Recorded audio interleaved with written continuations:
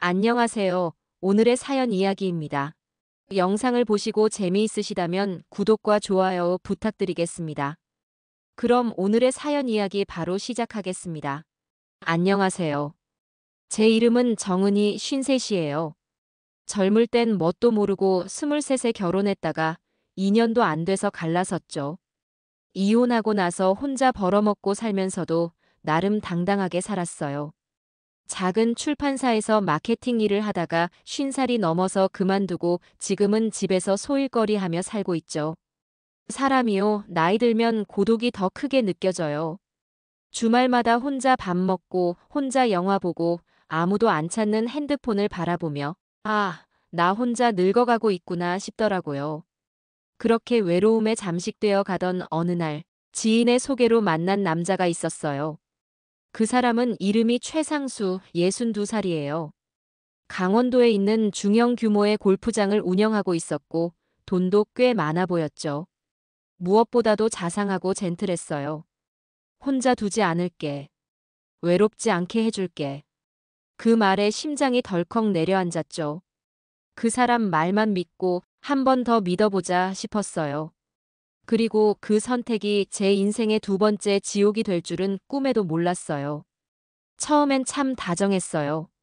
같이 장 보러 가자며 손도 잡아주고 피곤할 땐 쉬어라고 말해주던 사람이었어요. 하지만 결혼식 끝나고 며칠 지나지 않아 그 사람의 눈빛이 바뀌었어요. 집안에선 전 사람이 아니라 식모였어요. 밥은 왜 이 모양이야? 간도 못 맞춰? 이 정도도 못하면서 재혼은 왜 한 거야? 제가 뭐 말하려고 하면 눈빛이 싸늘해지고 입꼬리가 내려갔죠. 말도 못 꺼내겠더라고요. 그 사람은 골프장을 운영하는데 거기서 은근슬쩍 뭘 하고 다니는지 감이 오더라고요. 화장 냄새가 진한 여성 손님들, 밤마다 늦게 들어오며 하는 핑계들. 어느 날엔 여자 향수 냄새가 그의 셔츠에 진하게 배어 있었어요. 제가 물었죠. 누구랑 있었어요? 그는 피식 웃으며 말했어요. 손님 접대했어. 질투라도 나. 그 순간 저는 깨달았어요. 이 사람은 제가 사랑을 기대하면 안 되는 존재라는 걸요. 거기다 그 사람에겐 딸이 있었어요. 이름은 최수진 25살이에요. 대학교 졸업하고 유학까지 다녀왔다고 들었어요. 외모도 예쁘고 늘 잘 차려입고 다녔어요. 근데요, 처음 봤을 때부터 눈빛이 달랐어요. 정확히 말하자면 날 아래로 깔보는 눈빛이었죠. 여기 제 방이니까 건들지 마세요. 아빠한테 왜 이렇게 붙어 있어요? 불쾌하거든요.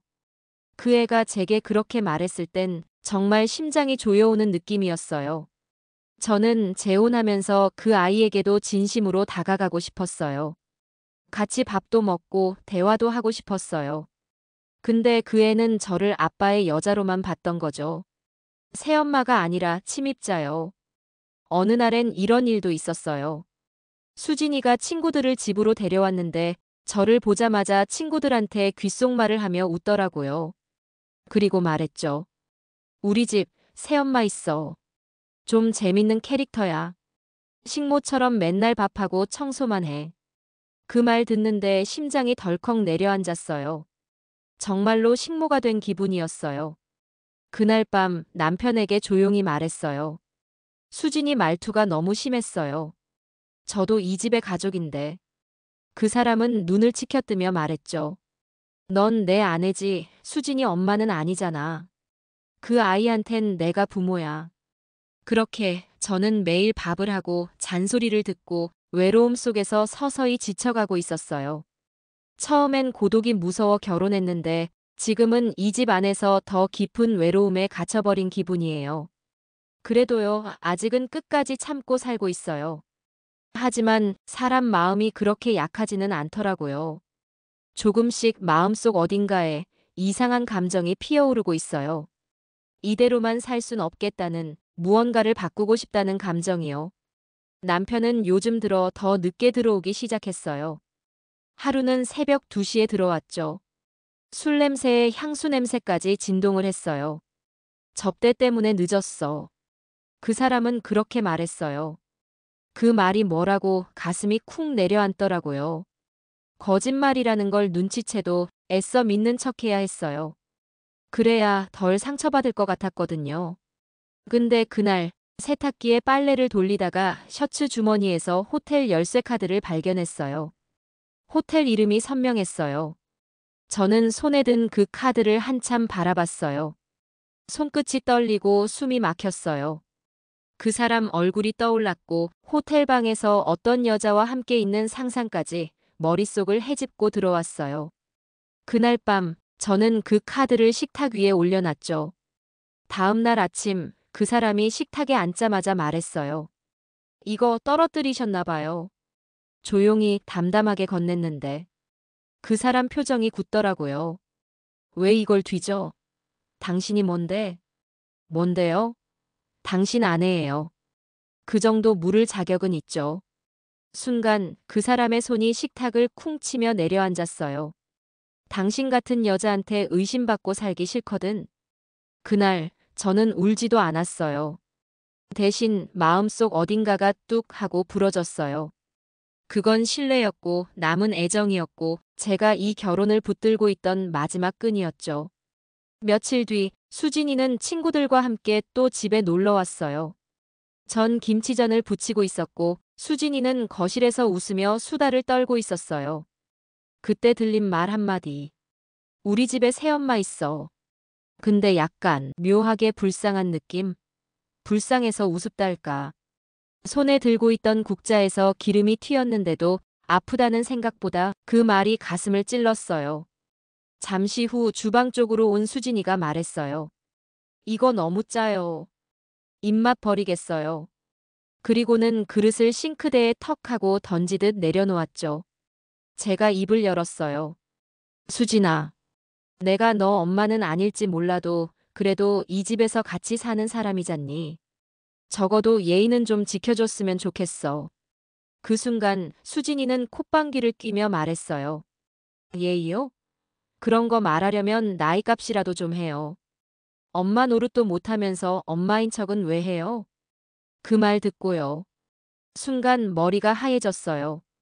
누가 제 얼굴에 물을 끼얹은 듯 온몸이 식었어요. 밤에 거실 불을 다 끄고 혼자 앉아 있었어요. 아무 말도 못하고 그냥 그 자리에 멍하니 있었죠. 그런데요, 그때 남편이 현관문 열고 들어오더니 말했어요. 불도 안 끄고 뭐 하는 거야? 뭐가 불만이야? 뭐가 그렇게 서러워? 그 말에 울컥했어요. 근데요, 참았어요. 입술을 꽉 물었어요. 그랬더니 그 사람이 혀를 차며 이렇게 말했죠. 왜 다들 여편네들은 결혼하고 나면 피해자인 척하는 거야? 순간 숨이 막혀서 말이 안 나왔어요. 그 사람은 소파에 드러눕더니 내일 아침은 된장찌개 말고 김치찌개로 해. 입맛이 안 맞아. 그렇게 말하고 눈을 감았어요. 그날 새벽 저는 거실 바닥에 앉아서 생각했어요. 내가 지금 뭐 하고 있는 건가? 이게 결혼인가? 이게 가족인가? 지금이라도 도망칠 수 있을까? 아니면 내가 이 집을 뒤집어야 하나? 그 순간 머릿속이 복잡해졌어요.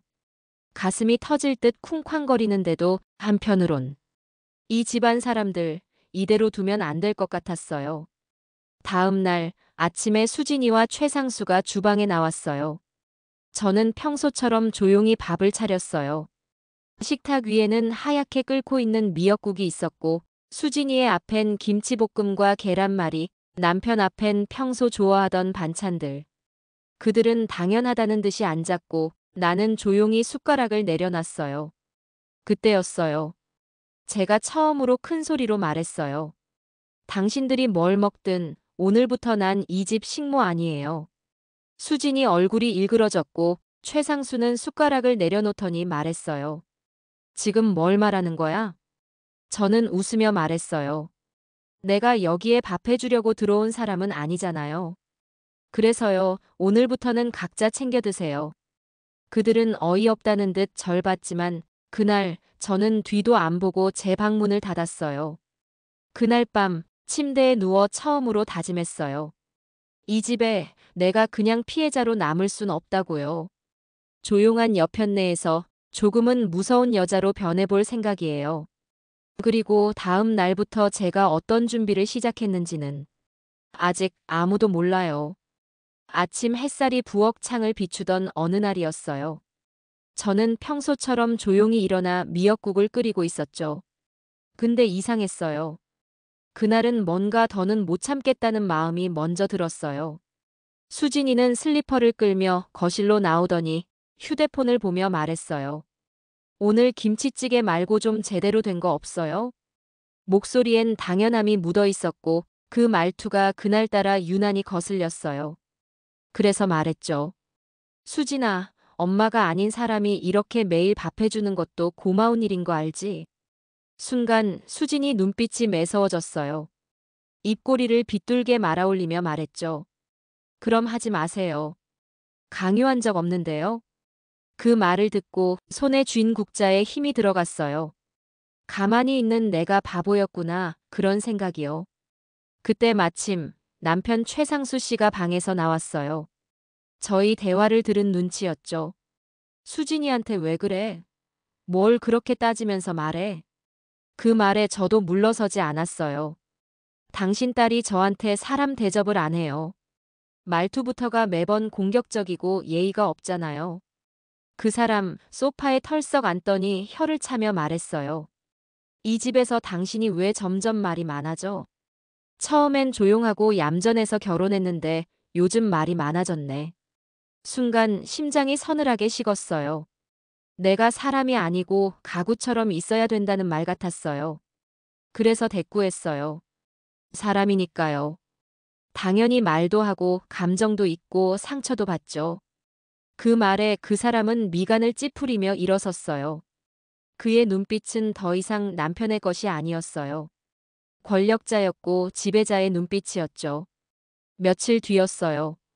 시장에 장을 보러 갔다가 카드 결제를 하려는데 카드가 막혔어요. 이용 정지라는 말이 화면에 떴고 순간 식은땀이 났어요. 집에 돌아오자마자 조용히 물었어요. 혹시 제 생활비 계좌 정지하신 거예요?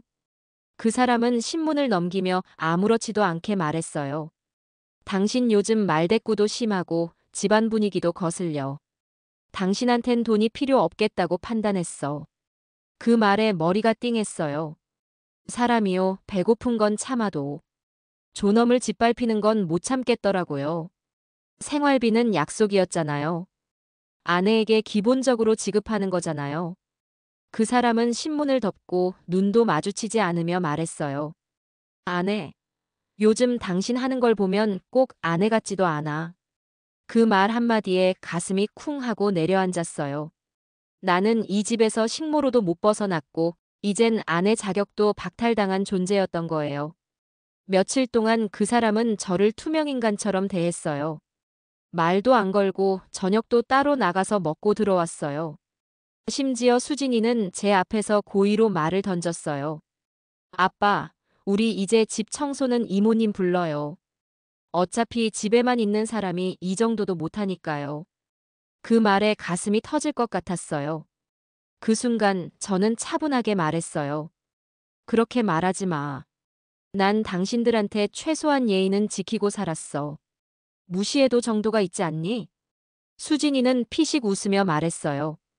이 집에선 내가 자식이고 당신은 뭐죠? 그 질문에 아무 말도 못했어요. 뭐냐고요? 식모도 아니고 아내도 아니고 엄마도 아닌 그냥 집에 있는 사람이었어요. 혼잣말을 했어요. 말 한마디 했다고 생활비를 끊는 사람이랑 내가 뭘 믿고 살아야 하지? 하루하루가 무너져가는 느낌이었어요. 밥은 먹었지만 목으로 넘기기 힘들었고 밤엔 자려고 누우면 눈이 말똥말똥 떠졌어요. 세탁기 돌아가는 소리에도 그들의 발소리에도 괜히 몸이 움츠러들었어요.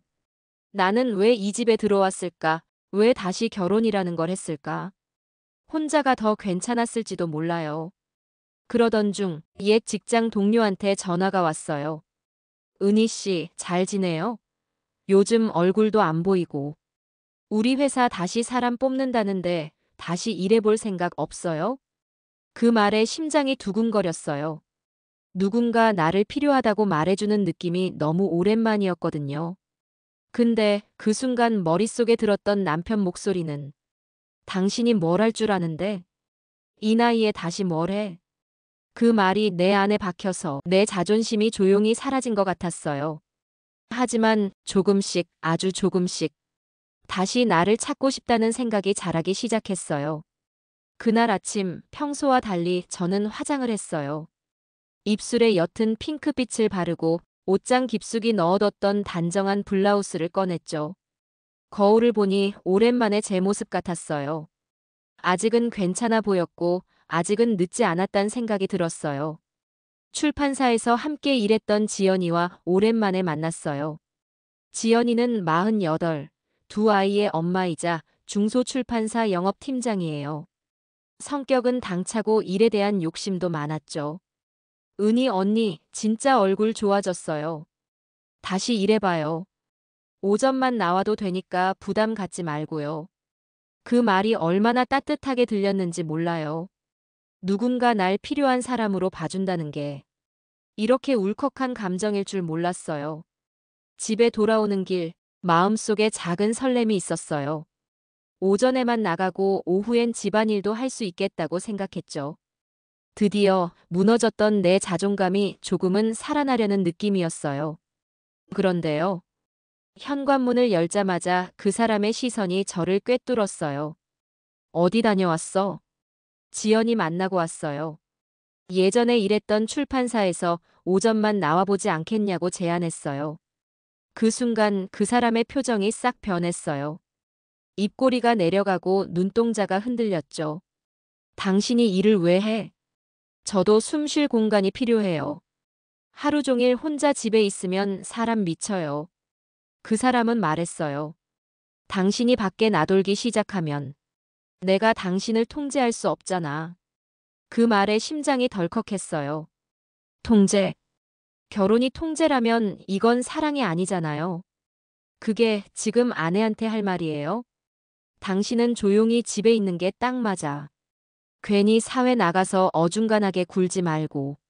그 말 한마디에 내가 짓밟히는 소리가 들렸어요. 바닥에 엎어진 마음을 누군가 뾰족한 구두로 지시기는 듯한 느낌이요. 다음 날 아침, 저는 그냥 출판사에 출근했어요. 조용히 나가서 조용히 일했죠. 오랜만에 만지는 책, 원고, 서류들. 손끝이 살아나는 느낌이었어요. 지연이는 제게 업무용 태블릿도 하나 주었어요. 언니, 이것만 있으면 재택으로도 웬만한 건 다 할 수 있어요. 하지만 집에 돌아가니 분위기가 싸늘했어요. 거실엔 불이 꺼져 있었고 수진이는 방문을 쾅 닫아버렸죠. 저녁 준비를 하려고 냉장고를 열었는데 냉장고 안이 비어 있었어요. 누군가 의도적으로 장을 안 본 것 같았어요. 그날 밤 최상수 씨는 술에 잔뜩 취해서 들어왔어요. 소파에 앉자마자 제게 말했어요. 좋아, 그렇게 바깥바람 쐬는 게 좋다면 나가. 대신 이 집 일은 신경 꺼. 수진이도 나도 당신한테 기대 안 해. 그 말에 울컥했지만 참았어요. 그리고 조용히 말했죠. 알겠어요. 당신이 그렇게 원한다면 저도 기대 안 할게요. 그 사람은 눈을 가늘게 뜨며 비웃듯 말했어요. 당신같이 철없는 여자는 밖에서도 오래 못 버틸 거야. 며칠 뒤 수진이는 저녁 식사 시간에 일부러 늦게 들어오더니 친구들과 통화하며 큰 소리로 말했어요. 우리 집에 새엄마가 있긴 한데 요즘 일한다고 정신없어. 집엔 관심일도 없고. 그 말에 수저를 내려놓고 조용히 말했어요. 수진아, 나도 이 집에서 숨 쉬는 사람이야. 그렇게 외면하면 난 진짜로 사라질지도 몰라. 근데 수진이는 핸드폰에서 시선을 떼지 않고 말했어요. 이미 사라진 거 아닌가요? 그 말에 가슴이 무너졌어요. 내가 없어도 그들 삶엔 공백이 생기지 않는다는 걸 알아버린 느낌이었어요. 그날 밤 방 안에서 일을 하다가 방문 틈으로 낮은 말소리가 들렸어요. 남편과 수진이의 대화였어요. 아빠, 왜 저 여자를 받아줬어요? 집안 분위기만 이상해졌어요. 내가 잘못했지. 근데 이젠 제가 밖에서 뭘 하려 하니까 더 문제야. 자존심만 세지고 말대꾸는 심해졌지. 그들의 말이 가시처럼 꽂혔어요. 사람 취급도 받지 못하면서 이 집에선 아직도 내가 주변인이라는 사실이 더 이상 견디기 힘들었어요. 출판사에서의 일은 생각보다 빠르게 자리를 잡아갔어요. 오전엔 사무실에서 원고 정리와 이메일 업무를 하고 오후엔 집에서 재택으로 편집 작업을 했어요. 작은 일이었지만 처음으로 제 이름으로 입금된 돈을 통장에 찍었을 때 눈물이 핑 돌았어요. 언니, 이번 달도 수고 많았어요. 고정계약으로 바꿔도 되겠어요. 지연이의 그 말이 요즘 제게 가장 따뜻한 말이었어요. 하지만 집안 분위기는 정반대였어요. 조용히 흐르던 냉기와 가시 돋친 말들이 점점 폭풍으로 변해가고 있었어요. 남편은 집에 들어오면 늘 불만 가득한 얼굴이었고 밥상에 앉으면서도 기분 나쁘다는 듯 수저를 툭 내려놓곤 했어요. 이건 뭐야? 요즘은 반찬도 형편없네. 그리고 내가 말했어요. 일하니까 피곤해서 그래요. 이해해줘야죠. 일. 집안일도 제대로 못하면서 일 핑계는 잘 돼. 그 사람 말투가 달라졌어요. 더 거칠어지고 더 깔아뭉개는 말들이었죠. 생활비는 끊긴 지 오래였고 심지어 인터넷 요금까지 연체되기 시작했어요.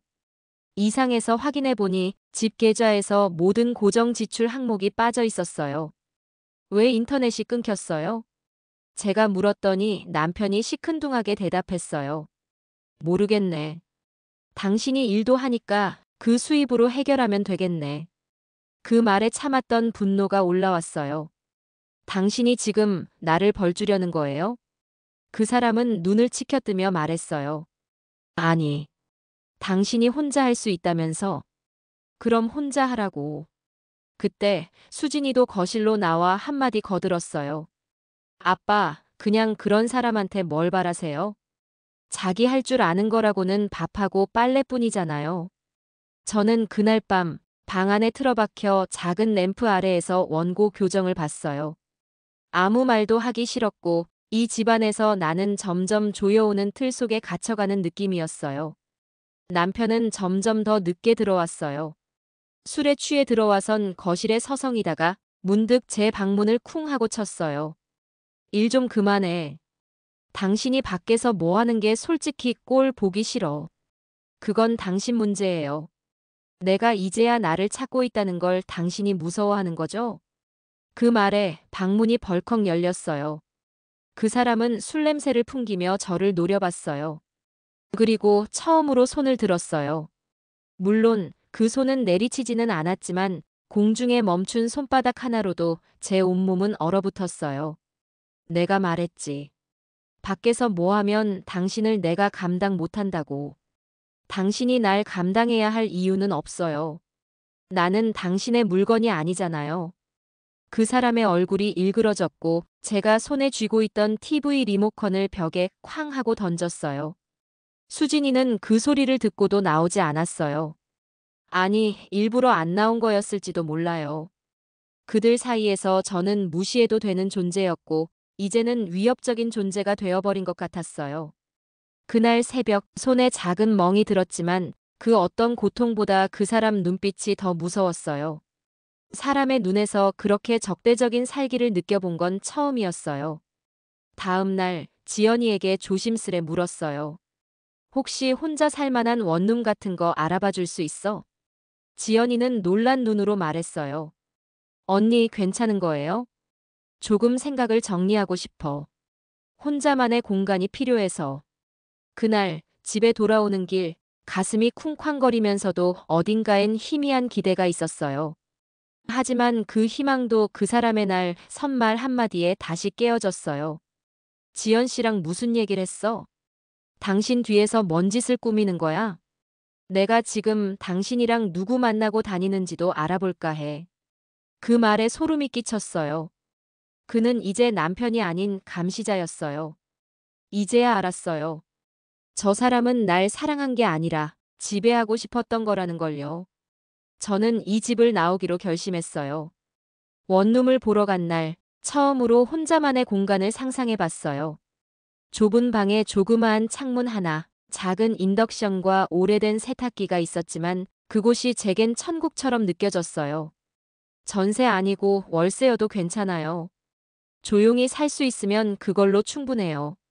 중개인에게 그렇게 말하고 계약서를 챙겨 나왔어요. 그날 저녁 방문 틈으로 들어오는 햇빛이 유난히 따뜻했어요. 그 따뜻함 속에서 저는 이 집을 떠나겠다는 결심을 굳혔죠. 다음 날부터 조용히 짐을 정리하기 시작했어요. 오래 입지 않은 옷, 읽지 않는 책들, 그리고 제게는 남편이 준 그 어떤 것도 넣지 않았어요. 그런데요. 이상하게 제가 뭘 하고 있는지 누군가 지켜보고 있는 기분이 들기 시작했어요. 저녁 식사 중 남편이 말했어요. 요즘엔 방에서 뭐 해? 낮에도 문을 꼭 닫고 있던데. 그냥 일하죠. 원고가 밀려서요. 제가 아무렇지 않게 대답했지만 그 사람 눈빛이 싸늘했어요. 일이라 참 편리한 핑계네. 그 한마디에 가슴이 철렁 내려앉았어요. 그 사람은 눈치를 챈 것 같았어요. 그날 밤 화장실에 다녀오려고 방문을 열었는데 누군가 문 앞에 서 있다가 슬며시 사라지는 걸 봤어요. 그 그림자 수진이었어요. 왜 내 방 앞에 있었을까? 그날 이후 수진이는 대놓고 말을 걸기 시작했어요. 새엄마, 혹시 어디 이사 가요? 요즘 짐 정리하는 거 보였어요. 저는 애써 웃으며 대답했어요. 그냥 정리 좀 했어. 계절도 바뀌고 하니까. 그 말에 수진이는 말했어요. 아빠가 절대 가만 안 있을 거예요. 이 집 떠나는 거 그 사람은 못 참아요. 며칠 뒤 남편은 제 책상 위에 놓여있던 계약서 복사본을 손에 들고 있었어요. 이게 뭐야? 그 사람의 음성은 평소보다 낮고 끈적했어요. 눈빛은 흔들리지 않고 저를 꿰뚫었어요. 대답해. 혼자 나가 살려고? 내 허락도 없이? 허락이 필요할 일인가요? 이젠 제 삶을 좀 살아보고 싶어요. 그 순간 그 사람은 책상을 쾅 치며 말했어요. 당신 날 뭘로 보는 거야? 내가 그렇게 만만해? 만만한 게 아니라 두려운 거예요. 당신 눈빛이요. 지금 무서워요. 그 사람은 잠시 입을 다물더니 의자를 퉁 하고 차며 나갔어요. 그 발걸음이 집안 전체를 울리는 소리처럼 들렸어요. 그날 밤 거실에서 낮은 소리의 통화가 들렸어요. 지켜봐. 절대 저 여자가 이 집에서 나가게 하지 마. 어떻게든 이유 만들어서 발목 붙잡아. 목소리는 분명 남편이었고 누구와 통화 중인지 몰라도 저에 대한 감시를 부탁하는 통화였어요. 소름이 끼쳤어요. 그는 이제 날 떠나보내기 싫은 게 아니라 날 지배하고 싶었던 거예요. 다음 날 출근하려고 현관문을 열자 문 앞에 여행용 가방이 놓여 있었어요. 그 위엔 쪽지가 한 장 있었어요. 떠날 거면 그 짐 하나만 들고 나가. 집 안에 있는 건 다 내 것이니까. 쪽지를 든 손이 떨렸어요. 온몸에 소름이 돋았고 목이 마르고 무릎에 힘이 풀렸어요. 그날 밤 저는 제 책상 서랍에 숨겨둔 계약서를 다시 꺼냈어요. 그걸 찢어야 할까 아니면 가방에 넣고 도망쳐야 할까? 머릿속이 하얘졌어요. 그날 아침은 평소보다 훨씬 조용했어요. 남편은 거실 소파에 앉아 담배를 피우고 있었고 수진이는 방 안에서 나오질 않았어요.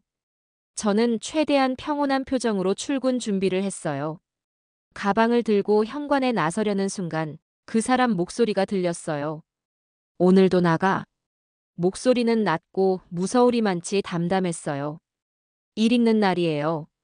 원고 마감이라 늦을 수도 있어요. 제가 그렇게 말했죠. 근데 그 사람 갑자기 벌떡 일어서더니 제 앞에 섰어요. 도망가려던 거 아니야? 그 눈빛은 의심이 아니라 확신이었어요. 무슨 말이에요? 저는 도망가려는 게 아니라 내 삶을 살아보려는 거예요. 그 사람은 그 말에 갑자기 제 가방을 낚아채더니 안에 든 서류며 태블릿, 화장품까지 바닥에 던져버렸어요. 네가 뭘 해? 너 같은 여편네가 뭘 할 수 있다고 날 떠나. 그 순간 저는 한 발자국 물러섰어요. 근데 그 사람은 한순간도 망설이지 않고 손을 들었어요. 내 뺨 옆으로 찬바람 같은 통증이 지나갔어요. 방금 전까지는 무서웠는데 그 순간 오히려 생각이 맑아졌어요. 수진이가 방에서 나왔어요. 저를 보고도 아무 말 없이 제 옆을 지나쳐 주방으로 갔죠. 얼음 꺼내서 물을 마시더니 말했어요. 싸우지 좀 마세요. 아침부터 피곤하거든요. 그 말에 온몸에 힘이 풀렸어요. 너 지금 너 아빠가 나한테 손 올린 거 봤잖아. 근데 수진이는 눈을 마주치지도 않았어요. 그냥 서로 말 안 섞는 게 답이죠. 저희 집이 원래 그래요. 그 순간 깨달았어요. 이 집에선 누구도 날 사람으로 보지 않는다는 걸요. 그 사람은 거실 소파에 앉아 다리를 꼬고 있었어요. 이 집에선 내가 법이야. 당신이 떠나려면 모든 걸 놓고 가야 할 거야. 밤이 되자 더 이상 참을 수가 없었어요. 얼굴이 욱신거리고 눈물이 계속 나왔어요. 하지만 더 이상 울 수는 없었어요. 눈물로는 이 집에서 나갈 수 없다는 걸 이제야 확실히 알겠더라고요. 손에 파스를 바르며 거울을 봤어요. 부은 눈, 벌개진 뺨, 그리고 그 안에 잠들어 있던 사람 하나가 깨어나고 있었어요. 그래. 이제 끝이야. 이대로 또 당하고만 있으면 나는 이 집에서 결국 사라질 것 같았어요. 다음 날 지연이에게 조용히 전화를 걸었어요. 지연아, 도와줄 수 있어? 그 말에 지연은 놀란 목소리로 물었어요. 언니, 무슨 일이에요? 어제도 카톡 안 보고. 시간 없어. 지금 도와줘. 이 집에서 나가야 해. 오늘 당장. 지연은 망설이지 않았어요. 지금 바로 차 몰고 갈게요. 주소 보내줘요. 가방은 이미 다시 쌌어요. 근데요, 그걸 다시 들 수는 없었어요. 복수 없이 나가면 그들은 나를 잊어버릴 거고, 나는 내 삶을 포기하는 거니까요. 그날 밤 침대에 누워 천장을 보며 다짐했어요. 당신이 만든 이 집, 이 지옥. 내가 무너뜨릴 거예요.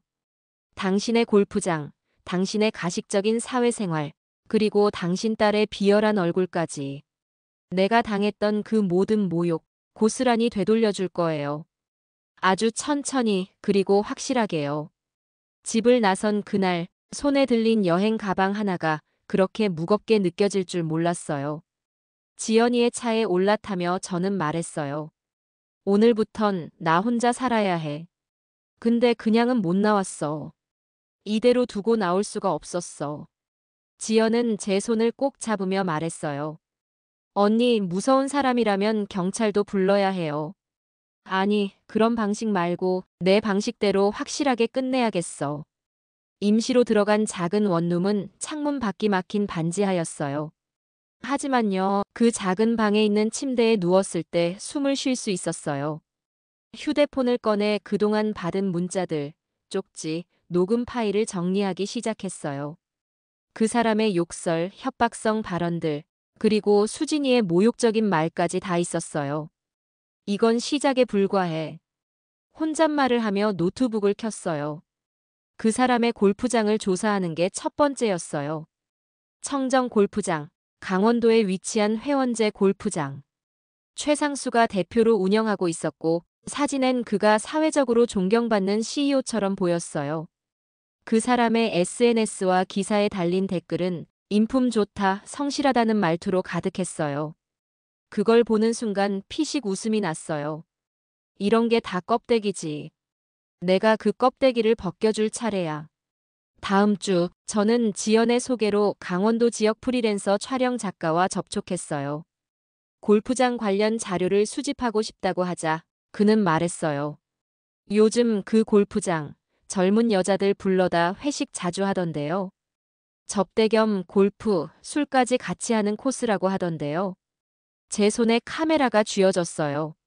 처음엔 낯설었지만 곧 손이 익숙해졌어요. 그 사람의 거짓말을 찍는 일이라면 내가 뭐든 할 수 있을 것 같았어요. 며칠 뒤 골프장 입구 근처에서 남편이 회식 끝에 여직원들과 나오는 장면을 포착했어요. 팔짱을 끼고 웃으며 여자의 허리를 감싸는 손길까지. 그 장면을 보고도 저는 떨지 않았어요. 슬프지도 않았어요. 대신 숨이 깊어졌어요. 걸렸어. 이제 시작이야.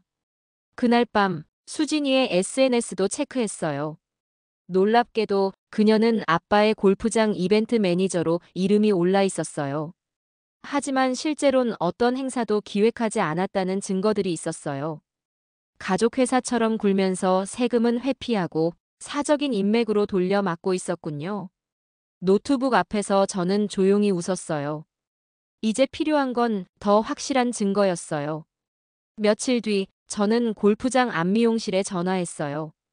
예약하려는데요. 지난번 회식 때 왔던 팀이 또 오나요? 그때 젊은 여자들 많이 오셔서 분위기 좋아 보이던데요. 그쪽 직원은 경계 없이 말했어요. 아, 상수 사장님요? 자주 오세요. 외부 여성 고객이랑 식사하고 다방 예약도 해놓고요. 그 말이 끝나는 순간 녹음 버튼을 눌렀어요. 다방 예약, 외부 여성 고객. 그 몇 마디가 지금까지 들었던 그 어떤 폭언보다 더 날카롭게 꽂혔어요. 당신 그렇게 웃고 떠들던 그 순간이 당신 인생 마지막 평온일 줄은 몰랐겠죠. 이제 저는 그가 거짓으로 쌓아올린 사회적 평판, 그 위에 올라탄 교만, 그리고 그 속에 감춘 더러운 욕망까지 하나하나 드러내는 작업을 시작했어요. 그리고 그 모든 걸 세상에 공개할 준비를 하기로 했어요. 골프장 회식 영상과 녹음 파일을 정리하던 밤이었어요. 커피를 마시며 한숨 돌리려던 찰나, 우연히 수진이의 이름이 들어간 기사 하나가 눈에 띄었어요. 최상수 골프장 대표의 딸, 유학파 마케터 최수진 씨. 유학파? 갑자기 머릿속이 번쩍했어요. 그 애가 예전부터 입버릇처럼 말하던 게 생각났거든요. 저 뉴욕에 있는 대학교 다녔어요. 이 정도 센스는 거기서 배운 거죠. 엄마들끼리 소개팅 붙인다는 거 진짜 미국에선 상상도 못해요. 촌스러워요. 그 말들이 이상하게도 갑자기 불편하게 들리기 시작했어요. 다음 날 저는 노트북을 켜고 미국 교육부 학력 인증 사이트에 들어갔어요. 수진이가 말했던 학교 이름으로 조회를 해봤지만 그 어떤 기록도 나오질 않았어요. 혹시나 해서 졸업생 명단까지 뒤져봤어요. 하지만 그 이름은 어디에도 없었어요. 설마 싶었어요. 정말 그 애가 유학을 안 갔던 건 아닐까? 다음은 대학 입학 정보 포털. 한국에서 다녔다는 대학을 찾아봤는데 거기에도 최수진이라는 이름은 없었어요. 심증은 확실했지만 물증이 필요했어요. 그래서 저는 그 애가 졸업했다고 말한 졸업 앨범이 있을 만한 대학교 커뮤니티에 접속했어요. 그리고 익명 게시판에 글을 올렸어요. 혹시 2019년 졸업한 최수진 씨 아시나요? 같은 과 동기였는데 연락처 잃어버려서요. 잠시 후 쪽지가 하나 도착했어요. 그 이름 처음 들어봐요. 19년도에 그런 애 없었어요.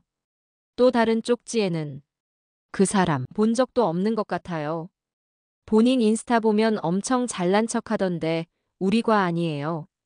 심장이 쿵 하고 울렸어요. 걸렸어요. 진짜로. 며칠 뒤 저는 수진이가 즐겨 다니는 카페에 몰래 앉아 있었어요. 그 애가 친구들과 만나는 날이었죠.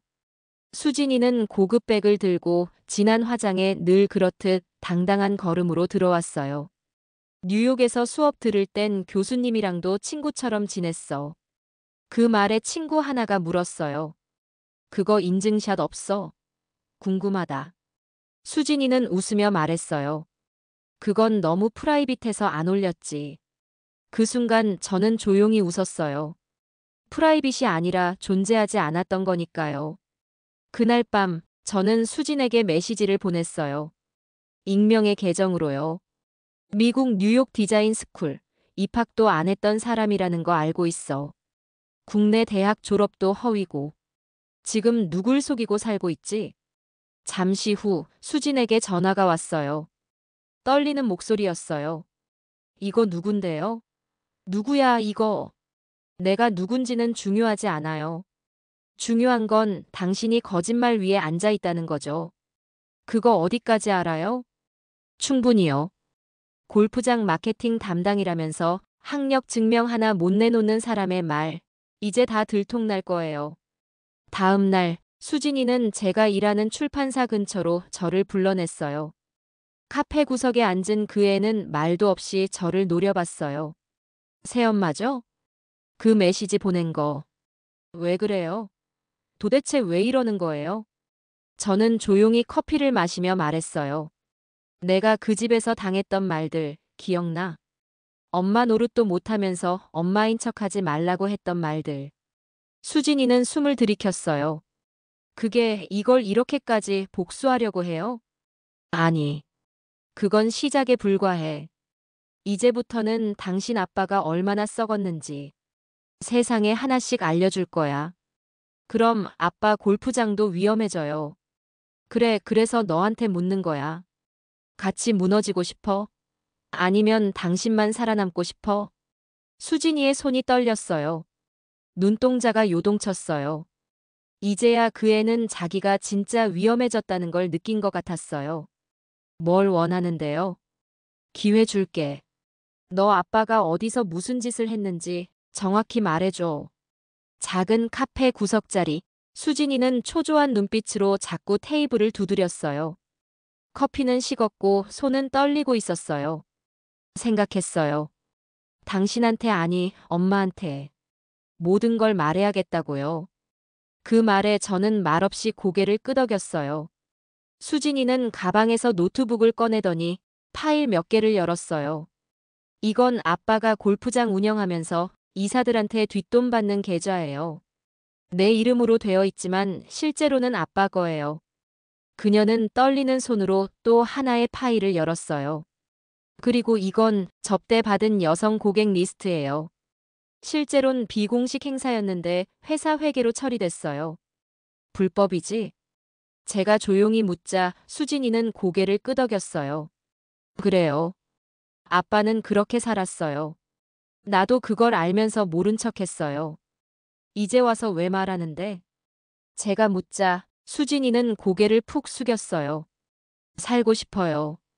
그냥 나만이라도 살아남고 싶어요. 아빠 무너질 거 알면서 같이 무너지는 건 싫어요. 그 말에 잠시 숨이 멎었어요. 자기 아버지를 지키는 게 아니라 자기만 살겠다는 말. 이 집안은 결국 서로를 밀어 떨어뜨리며 올라가려 했던 사람들이 모여 있었던 거였어요. 좋아. 그럼 너가 넘긴 정보 내가 어떻게 쓸지 잘 생각해 볼게. 집에 돌아오자마자 저는 노트북을 켜고 그 파일들을 백업했어요. 계좌 명단, 불법 거래 내역, 회계 조작 정황, 여성 접대 리스트. 그리고 그 사람 최상수에게 딱 3줄짜리 문자를 보냈어요. 골프장 정문에 현수막 30장 걸면 당신 인생은 이틀 안에 끝나요. 날 가만히 두면 나도 조용히 살게요. 그 사람은 불과 10분 만에 전화를 걸어왔어요. 분노로 떨리는 목소리였어요. 지금 이게 무슨 짓이야? 당신 딸이 다 넘겼어요. 살고 싶다고 하면서요. 그 아이가 날 팔았다고? 네. 당신 딸이에요. 당신이 만든 집에서 그렇게 자란 아이요. 전화 너머에서 무언가 부서지는 소리가 들렸어요. 그리고 다시 그 사람 목소리. 뭘 원해? 돈. 저는 대답했어요. 아니요. 당신 인생에서 완전히 사라지는 자유요. 날 건드리지 마세요. 다시는요. 그 사람은 말이 없었어요. 잠시 정적이 흐른 뒤 조용히 중얼거렸어요. 당신 진짜 무서운 여자가 됐네. 당신이 만든 거예요. 여자도 인간도 아닌 식모처럼 대해놓고. 이제 와서 그 말 해봤자 늦었어요. 며칠 뒤 골프장 근처 현수막 업체에 예약을 넣었어요. 현수막 문구는 나중에 드릴게요. 당일 아침에 전화 드릴게요. 그리고 그 사람에게 마지막으로 문자 한 통을 보냈어요. 그날 당신이 내 뺨을 때린 순간 내가 당신 인생을 정리하기로 결심한 거예요. 그날이 곧 올 거예요. 골프장 대표실 안. 묵직한 책상 위에 파쇄되지 않은 회계장부 한 뭉치가 널브러져 있었어요. 최상수는 핏대가 선 얼굴로 소리를 질렀고 수진이는 팔짱을 낀 채 고개를 돌린 채 말했어요. 나만 죽을 순 없잖아요. 아빠, 그동안 무슨 짓을 했는지 나도 다 알고 있었어요. 그래서 날 팔았다고?